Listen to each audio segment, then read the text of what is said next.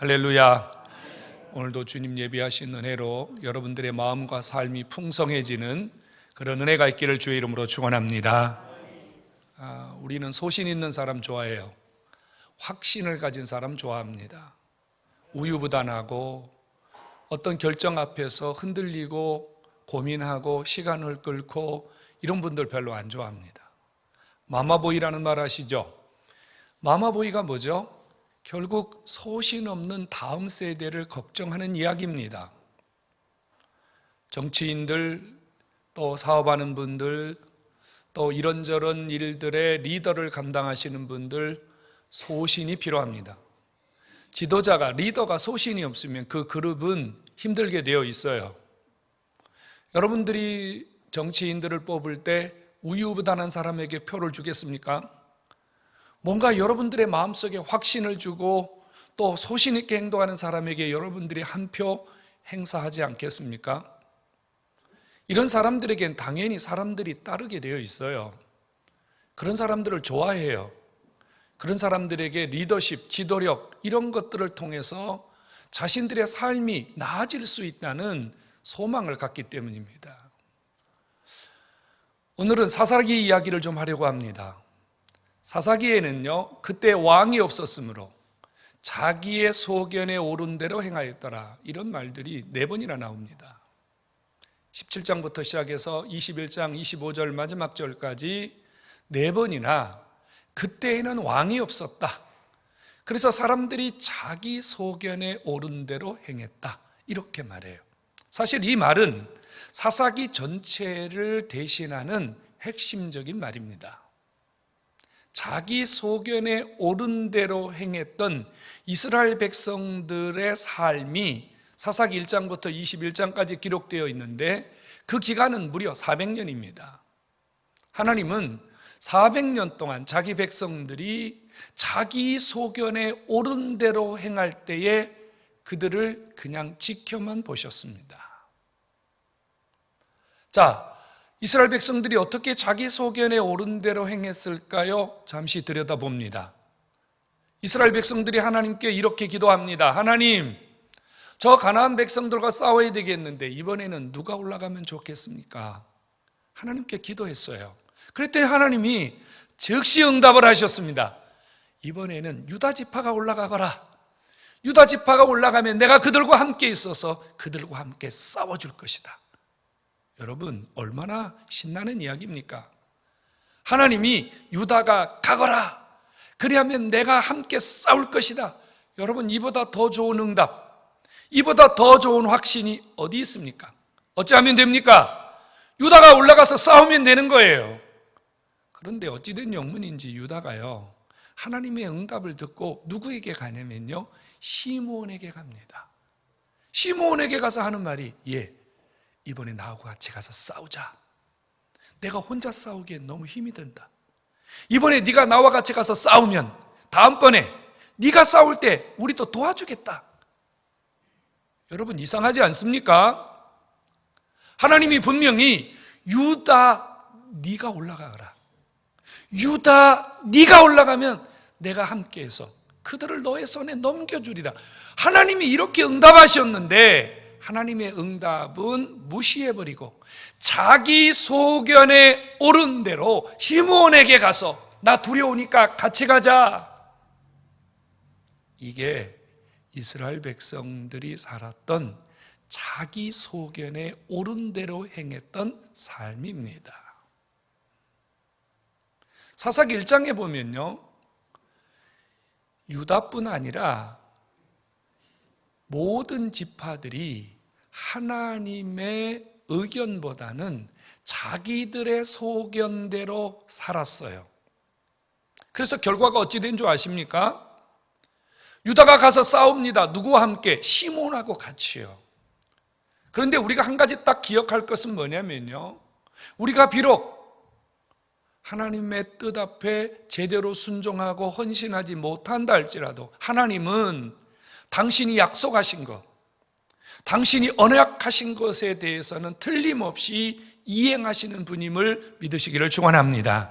하나님 약속을 지키세요. 유다가 하나님의 생각을 무시하고 시므온하고 같이 올라가서 싸웁니다. 그런데 아버지가 유다가 싸울 때 함께 하겠다고 약속하셨기 때문에 하나님이 함께 해주셨어요. 그래서 그날 10,000명을 죽였습니다. 그리고 진격 더 넓은 범위까지 전쟁을 해서 가나안 사람들을 몰아내는데 문제가 하나 생겼어요. 골짜기 지역에 가니까 아주 센 놈들이 기다리고 있었어요.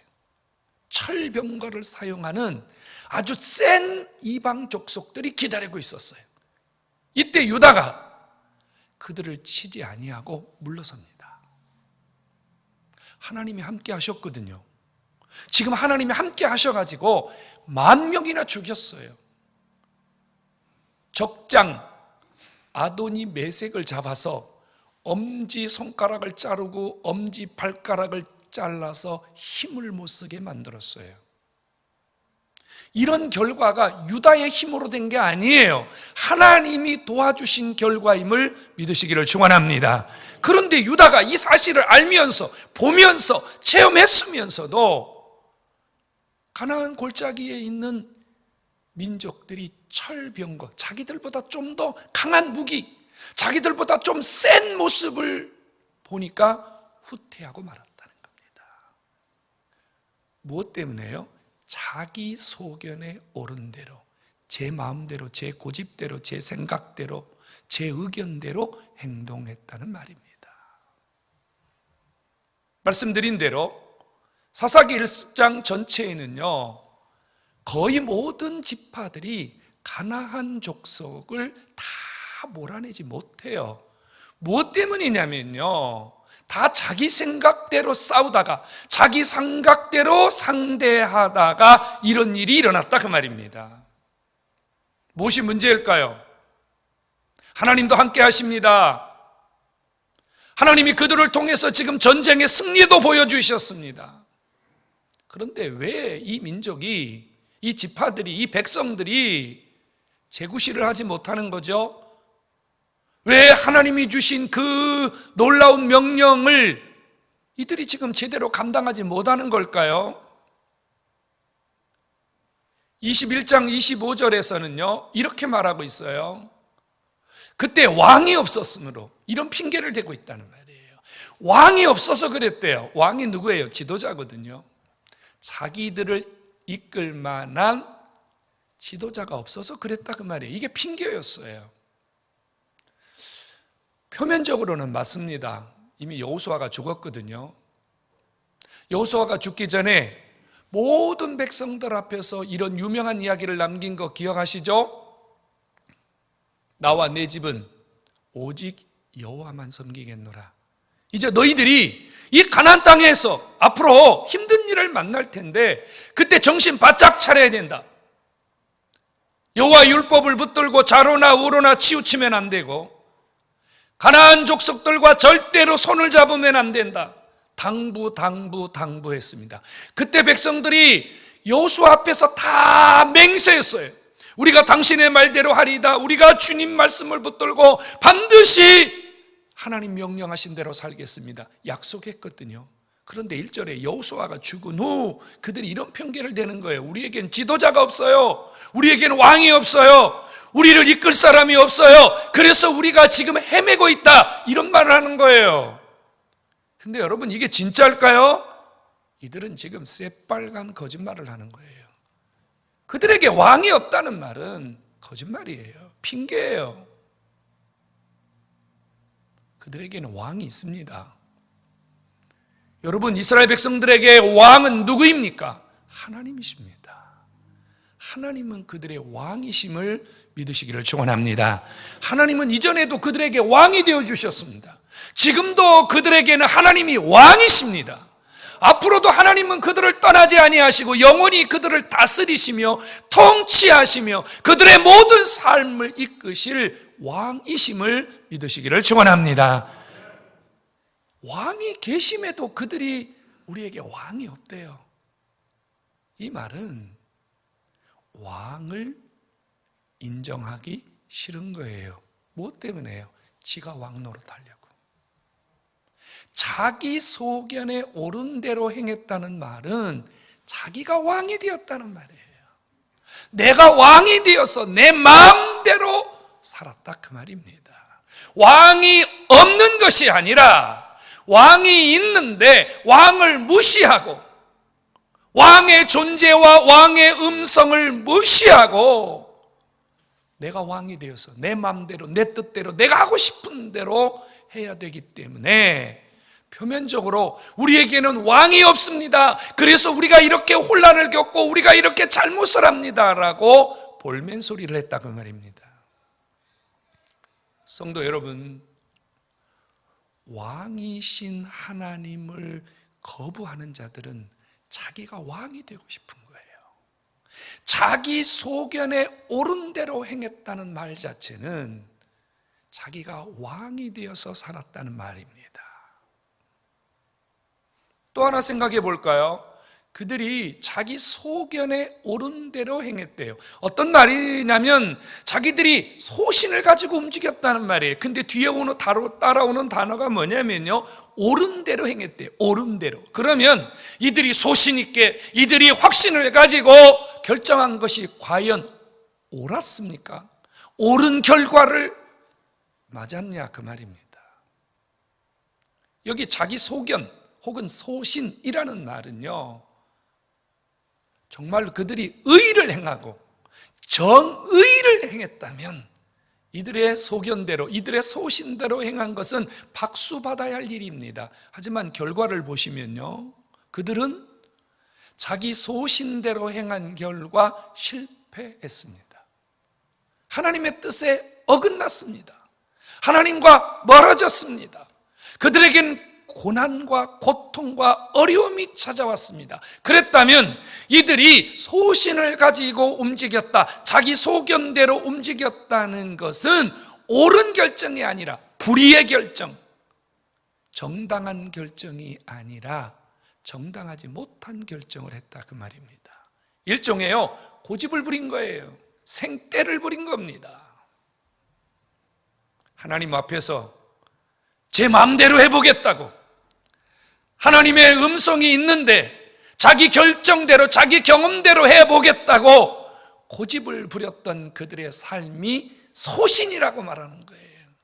우리의 옳은 판단이라고 말하는 거예요. 정말로 그들의 소신의 결과는 아주 참혹했습니다. 사사기 2장 11절부터 15절까지 보면요, 이들이 자기의 옳은 대로 행한 결과 어떤 일이 일어났냐면요, 이방 민족들을 쫓아내지 못했어요. 이방 민족들과 함께 동화되어서 살았어요. 그러면서 이들이 이방 신들 앞에 굴복을 당하고 맙니다. 바알신을 섬기고 아스다롯을 섬기고 이름도 모르는 이방 잡신들에게 절을 하면서 그들의 신앙을 다 팔아먹습니다. 결국은 그들은 하나님을 버려버렸어요.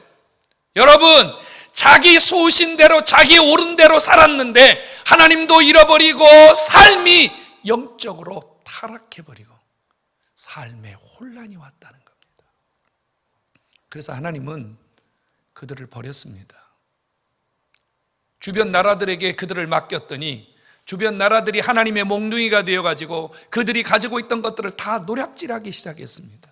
하나님은 그들에게 재앙을 내렸습니다. 진노를 내렸습니다. 그들의 삶이 피폐해지기 시작했습니다.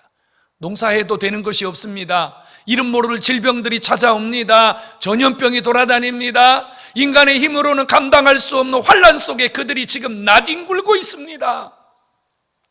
성경은 이렇게 말해요. 2장 15절에 그들의 괴로움이 심하였더라.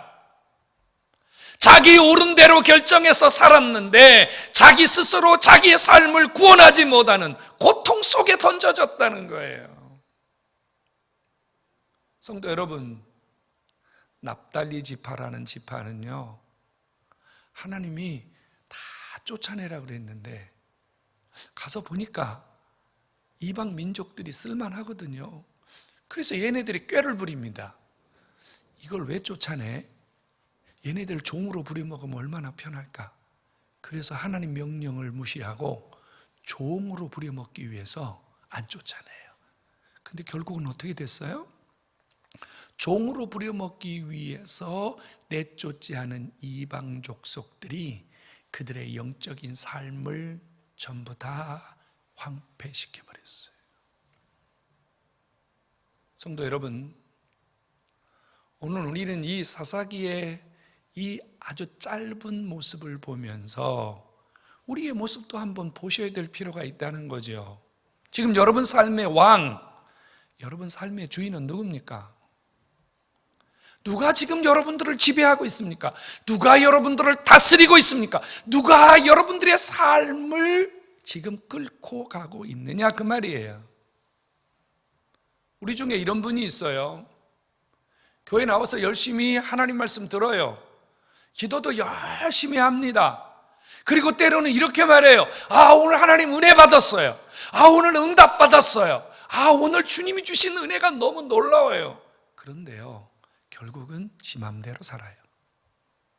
결국은 은혜 받은 흔적이 그에게 보이지 않아요. 분명히 은혜 받았다 그랬는데 그가 가는 길을 보면 지멋대로 가요. 분명히 은혜 받았다고 했는데 변화되는 것은 하나도 없어요. 분명히 은혜 받았다고 했는데, 응답 받았다고 했는데 그의 삶에는요, 본받을 만한 모습이 거의 찾아보기 어렵습니다. 자기가 주인이기 때문입니다. 자기가 왕이 되어서 살기 때문입니다. 우리 중에 이런 분도 있어요. 자기 마음대로, 자기 뜻대로, 자기가 원하는 대로 살지 않으면 직성이 안 풀리는 사람이 있어요. 뭐든지 자기 마음대로 돼야 돼.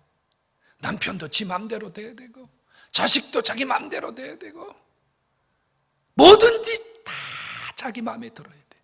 자기 마음에 안 들면 견디지를 못해. 감정을 억제를 하지 못해. 자기가 주인인 사람입니다. 자기가 왕인 사람입니다. 여러분들의 삶은 어떻습니까?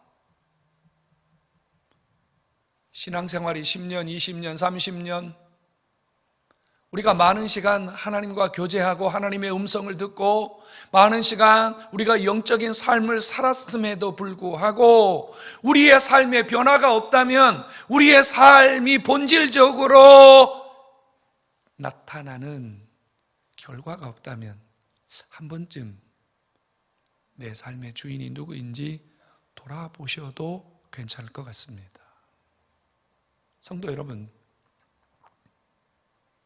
자기 소견에 옳은 대로 행한 결과 그들은 하나님과 멀어졌습니다. 잘못된 판단이었다는 거죠. 자기 소견에 옳은 대로 살았는데 결국은 더 나빠진 정도가 아니라요, 나도 못 살고 너도 못 살고 다 같이 못 사는 고통 속에 빠졌습니다. 그 시간이 자그마치 400년입니다. 여러분, 이런 삶이 계속되는 것이 과연 옳은 것입니까? 바꿔야 되지 않겠습니까? 거기서 헤어나와야 되지 않겠습니까? 하나님이 오늘 이 사사기를 통해서요, 저와 여러분들에게 찾아오셨어요.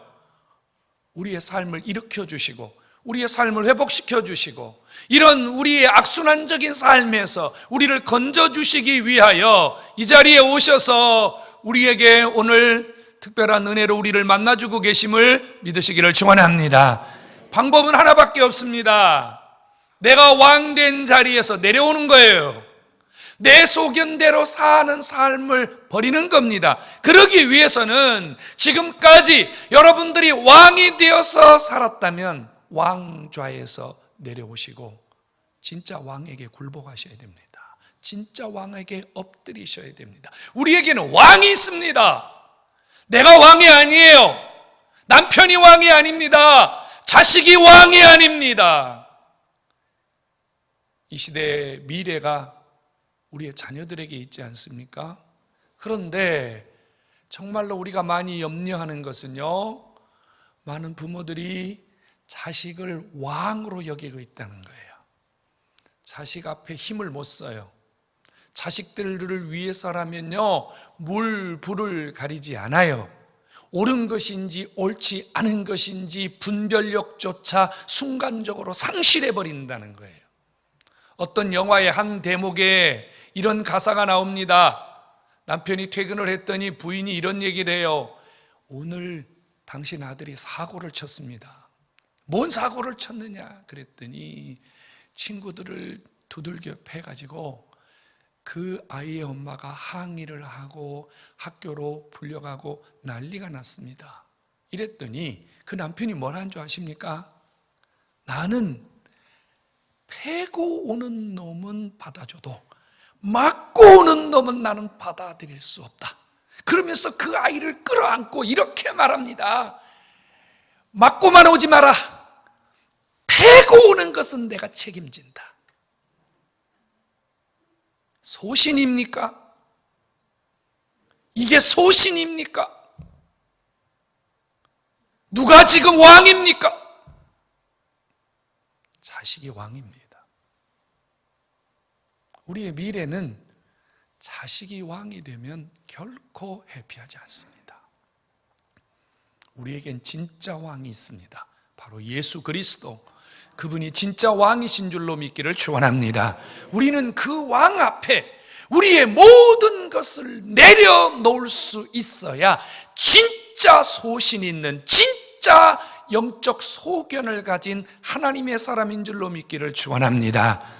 예수 그리스도 그분이 우리의 왕이 되실 때, 그분이 우리를 다스려 주실 때 우리에게 미래가 있습니다. 우리의 삶에 안전이 있습니다. 우리는 어떤 위험으로부터 보호를 받을 수 있으며 결국은 우리의 삶에 승리가 있음도 믿으시기를 축원합니다. 오늘 예배하는 성도 여러분, 예수 그리스도 그분이 여러분들의 왕이 되시도록 그분을 여러분들의 삶의 왕좌에 예수 그리스도 그분을 모시고 받아들이시고 인정하는 삶을 사시기를 주의 이름으로 축원합니다.